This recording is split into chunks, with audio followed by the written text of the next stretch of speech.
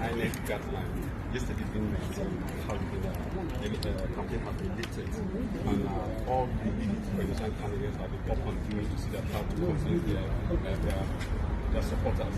Then one of the leading presidential candidates, Mr. Atiku, who said in 2022 that he's going to remove fuel subsidy in his first 100 days in office, came out to say that if elected, he's going to restore fuel subsidy.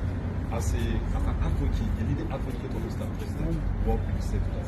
I agree with you that this is one of the leading candidates. I agree with you. We have only one leading candidate, and that's the Tinubu. I have told people this will be the easiest election. Why did I say so? I'm saying so because you have no position. This is not merely because parties have presented their candidates.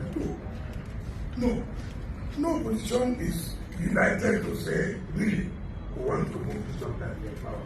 And so, for me, I see that there was no position in 2023 than now. And that's why I say that 2027 is gone. It's gone because we don't have any position that want to wrestle power from the government.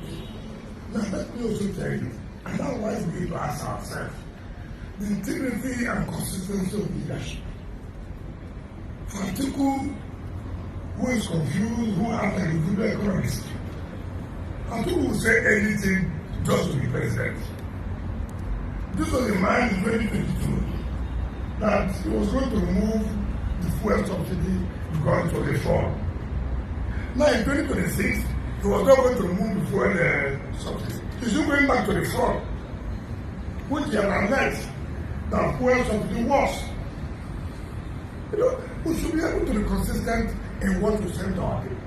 We should know what leadership is all about. Leadership is not you coming and you say one thing that way in the morning, in the afternoon, you say a different thing. In the night, you're talking about a different thing. That is not it. If Atiku should be fair, today, under the Petroleum Act, under the Petroleum Industry Act, NNPC can be fully commercialized. It's now a limited liability company. It's no longer the sole importer or producer of fuel. It's not. Unlike what it used to be. Is it going to be fuel subsidy in the Dangote refinery?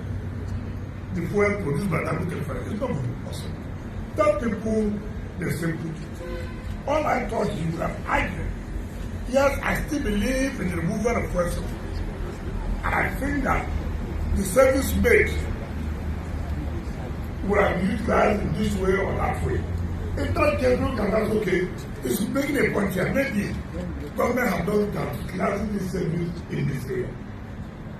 But to say one thing in 2022, then in the last few years, we are saying, who is misleading who? And that's why I tell you, we Nigerians, we should stop, listening to people just come to the garage. How can you say you want to be president of the country? You can never be consistent. You say whatever else, let the people hear, let them vote me in. I just want to be president. Whatever I cook or cook, it doesn't matter. In any case, you won't be.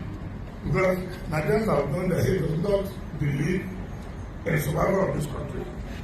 The policy taking by Mr. President to vote for us. And look at what you said. Look at the savings. And how the money was shared amongst the tiers of the government. It's not the hopes of us to go back to ask our local government, ask our states what we're able to use the fund for. But the Minister of Finance came back and